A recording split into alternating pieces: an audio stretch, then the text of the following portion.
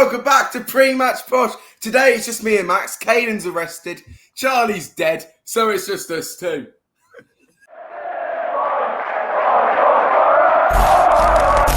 Yes, Pre-Match Posh today. We are without Caden and Charlie. Good riddance, in my opinion, but we are just me and Tobber for this episode. Saturday we played Leyton Orient at home. What were your thoughts? We heard our thoughts after the game, but we'd had a very small amount of alcohol. So what are your thoughts and feelings on our performance, Tobber? We were awful. We didn't deserve to win. I think point to fair was a fair result. We didn't need the result because we ideally needed to win, but it just wasn't to be, was it? Wasn't to be. No, it wasn't to be. And I think there's some tactical problems. We've brought de Havilland and Poku, which are two attacking players, for Ajiboye at right wing back and Joel Randall. And then Kioso played right centre back. I don't know what Darren Ferguson was cooking in the stand, but it was atrocious. Cheltenham at home tomorrow night. Do you think tomorrow night is the time to play the back three? Or do you think the back four is the best way to go? I'm quite happy with back four. I don't think it's formation is our problem. I just think our players have got awful mindset. And once we concede, we just crumble. We're just not very good footballers. I completely agree with the fact that our players are not good enough at the moment. I'm very much in the camp for a back three. I'd like to see Sturge play, but I don't want the pressure to get to Sturge because I feel like in a back four, when you're playing left back, you've got a lot to do. But when you're in a back five, you can have that license to go forward and later on in the game, tracking back isn't as important. I just think it's time now to get our loanees in. The biggest one being Zach Sturge, Estella when he came on at Orient, Stella in the Pizza Cup. I think realistically, if we're going to go to a back three, I'd like to see Zach Sturge play wing back. But I think it's time for a back three. I hope it works.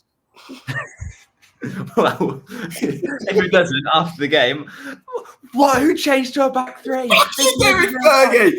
What's he doing? Yeah, and then he says in post-match, well, lessons for boys and blew my mind, and they thought I was going to do a back three. Darren Ferguson just in the podcast room. I listened to Max and Thomas tell me to do a back three, and this is what's happened. We lose 8-0 to Cheltenham. Cheltenham haven't scored a goal yet in the league this season. No, so guess what they're doing tomorrow? The presence of Alfie May being missed. Could this mean tomorrow is their first opportunity to score? Because I think tomorrow we're going to go 1-0 down 8 minutes in. Oh, you also think we're going to go 1-0 down tomorrow? Last season, all the way to the playoffs, snuck in the final day, had a really good run from January onwards. We were looking really good and improved. And now this season, we're here sat saying that the team whose manager is on the brink of being sacked and they haven't scored a goal in the league this season is going to go 1-0 up in 8 minutes. We had such a promising start. We won the first 3 games with 3 clean sheets. We thought, Jesus Christ, what's happening here? We won at Barnsley and we all thought, bloody hell, what a performance. Like this, we are going to do bits this season. That's like a statement performance. And go lose to Cobblers. That was it, wasn't it? Cobblers. That's what's Cobblers. It's shook the team a bit. Peterborough on awful form.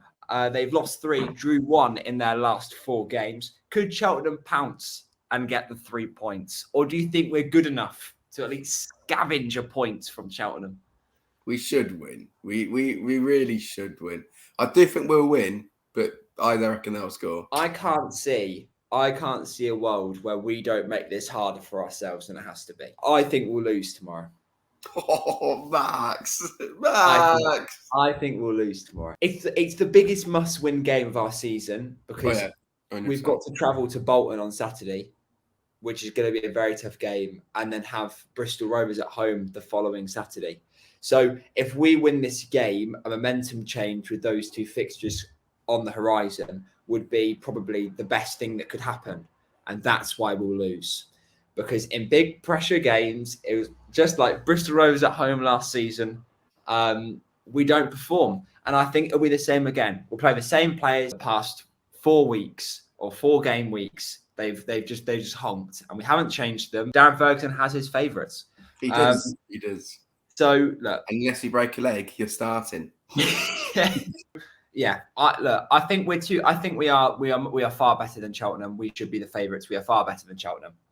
And if we win, it's a bonus, but I just think we'll capitulate again. 3 wins, 3 losses, and 1 draw in the league this season. Is that good enough for Peterborough United, or is this the staple of our season? Before the season started, that we don't really expect anything from the season because the players we let go.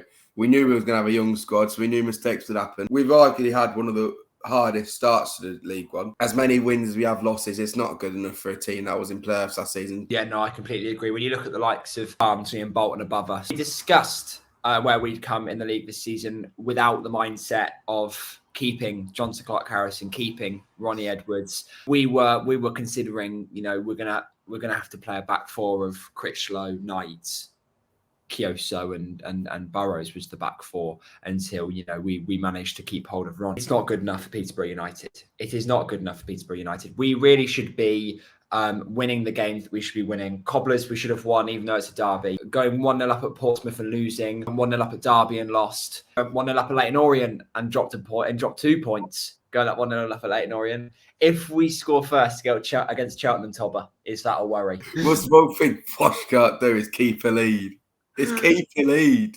And go on up now, mate. You ain't gonna win today. Our mindset of our players sucks. I know we've got honestly the mindset that we've got. There's no grit anymore. There's no passion, and we go 1-0 and we think it's game over. We're like, yeah, we'll just sit back now. We'll stop attacking. It's fine. It's done. We've won the game. No. Barnsley beat Port Vale 7-0.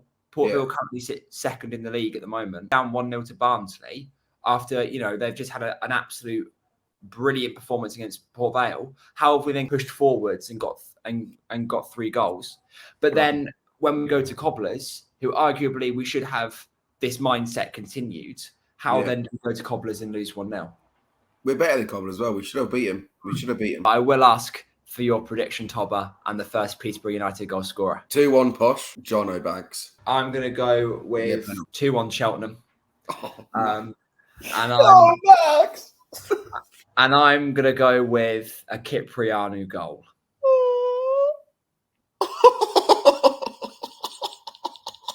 You're laughing because you can see it happening. We can't lose to Cheltenham, surely. Surely we can't lose to Cheltenham. You're not laughing because it's the most ridiculous thing anyone's ever said. You can see it coming. Thank you all so much for watching this week's episode of Pre-Match Posh. A bit of a sour one, considering we've just come off the back of 3 losses and 1 draw to a team that we should have beaten. And now going into Cheltenham, another team we should beat. I wonder what's going to happen. But thank you guys so much for watching. And at the Posh.